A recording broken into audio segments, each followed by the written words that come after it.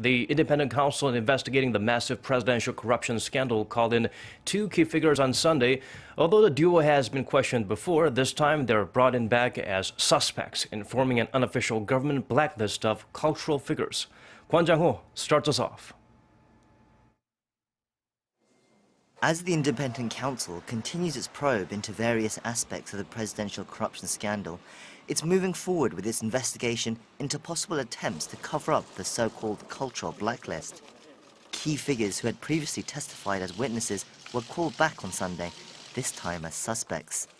Jong-deok, the former culture minister, and Kim Sang-ryul, a former presidential secretary for education and culture, arrived at the Independent Counsel's office on Sunday to be questioned on their involvement in the making and running of the blacklist.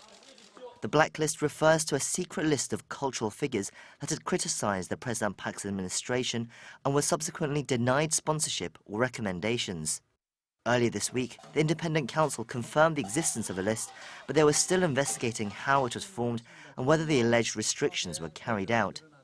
The former culture minister had denied any knowledge of such a list at a parliamentary hearing last month, but his claims have come under suspicion and he has now been charged with perjury. The Independent Counsel will also consider whether to issue an arrest warrant for the two figures after Sunday's questioning. Meanwhile, the council confirmed that the Danish authorities had officially received Korea's request to extradite Chung Yura, the daughter of Choi Sun-sil, the woman suspected to be at the heart of the country's corruption scandal.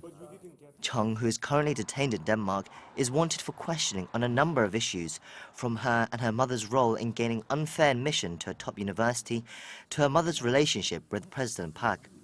Although the council have encouraged Chung to return by her own will, they will continue with the extradition process. But currently, there is no timeline for when that will occur. Kwon Jang-ho, Arirang News.